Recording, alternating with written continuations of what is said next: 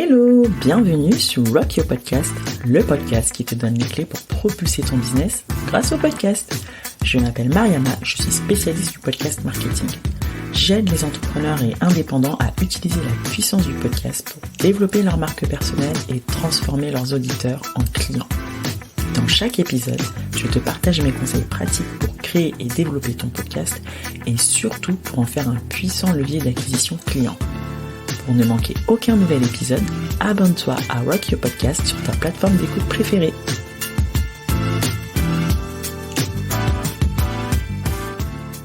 Hey, bienvenue dans le second épisode de Rock Your Podcast. J'espère que le premier épisode t'aura convaincu de la puissance du podcast pour ton business. Aujourd'hui, on va aborder les questions à se poser pour savoir si tu es prêt ou non à lancer un podcast.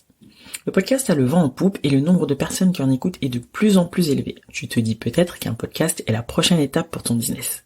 Mais en réalité, ce format ne te conviendra peut-être pas, ou peut-être que c'est pas le bon timing pour ton business. Il est important pour moi que tu saches où tu mets les pieds et que tu ne déchantes pas en cours de route. Ce serait vraiment dommage de t'engager sur un projet de podcast que tu ne tiendrais pas sur la durée ou que tu n'auras pas le temps de gérer.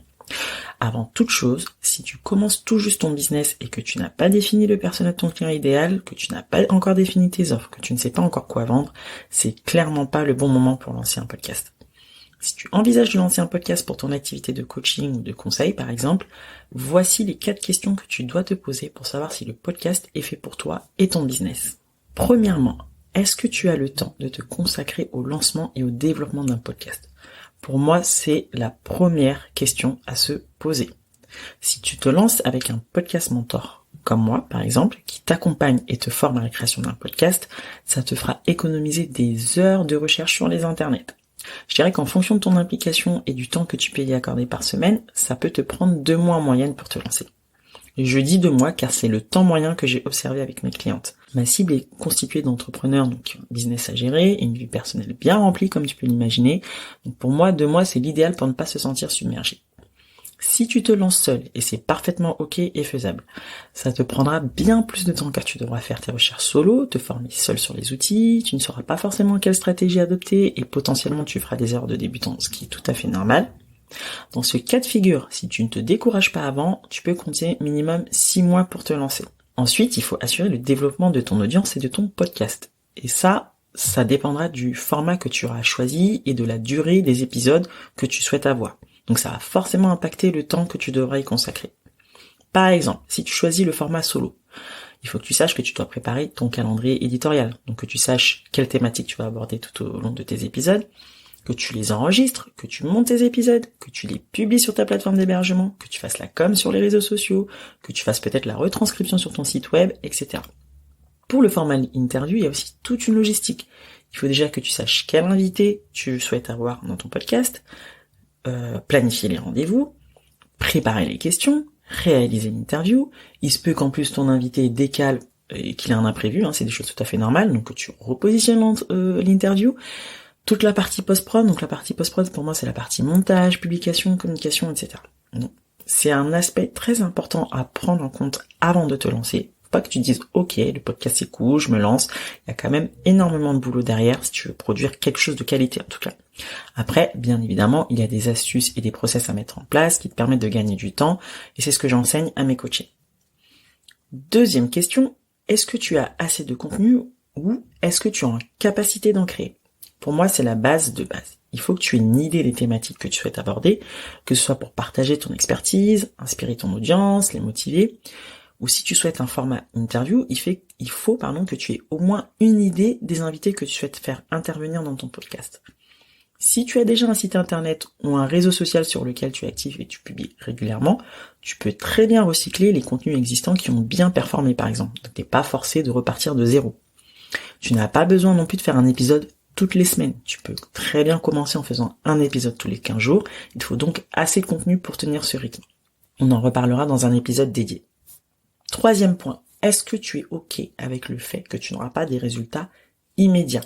Si ton objectif premier, c'est de générer du chiffre d'affaires et d'attirer des clients dès le lancement de ton podcast, navré de te décevoir, mais le podcast n'est peut-être pas le canal qu'il te faut. Alors oui, le podcast est un média puissant, mais pour espérer des résultats, il faut pouvoir être régulier et tenir sur la durée. Adopter le podcast pour son business est une stratégie long terme. Tu n'auras pas des leads tout de suite, sauf exception bien sûr. C'est pas comme une pub Facebook où tu vas investir un certain budget pour obtenir des visiteurs et des clients immédiatement. Comme tout outil digital, tu n'auras pas des résultats du jour au lendemain. Il faut que tu réussisses déjà dans un premier temps à gagner la confiance de tes auditeurs et surtout, je le répète, il faut que tu puisses être régulier et tenir sur la durée. Mais il y a d'autres bénéfices au-delà du nombre d'écoutes et du nombre de clients que tu vas réussir à attirer avec ton podcast. Ça va te permettre par exemple d'améliorer ta prise de parole, de mieux pitcher tes offres et tes services, de balayer ton syndrome de l'imposteur parce que tu vas te mettre en avant et partager ton expertise. Ça va te permettre aussi de construire un réseau, de développer une relation de confiance avec ta communauté. Et surtout, tu vas produire un max de contenu qui va continuer à travailler pour toi et à maximiser ta visibilité. Tes auditeurs, ils n'achèteront peut-être pas aujourd'hui chez toi, mais demain, ils ne se poseront pas la question lorsqu'ils se sentiront prêts. Donc, la clé, le conseil que je te donne, c'est ne te décourage pas si le succès n'est pas immédiat. Il faut que tu réussisses à tenir sur la durée. Dernière question qui a pour moi toute son importance. Est-ce que tu as vraiment envie d'avoir un podcast ? J'entends souvent dire « je crois que je devrais lancer un podcast » ou bien « les gens n'arrêtent pas de me dire que je dois lancer un podcast ».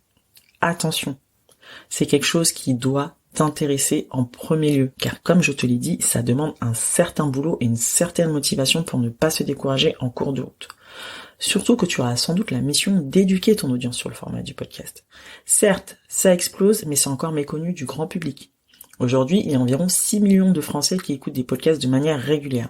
À l'échelle de la population nationale, ça fait pas grand monde. Mais, la bonne nouvelle, c'est que ça te laisse une grosse proportion à atteindre.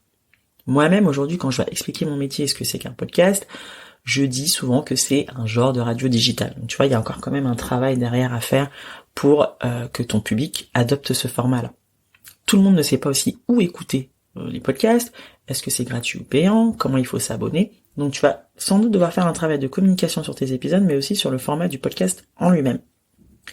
Et voilà, on arrive à la fin de cet épisode. J'espère que ça t'aura plu et que tu y vois plus clair désormais. N'hésite pas à le partager en story Instagram en mentionnant le compte Rock le Podcast. Je me ferai un plaisir de repartager dans ma story. À la prochaine!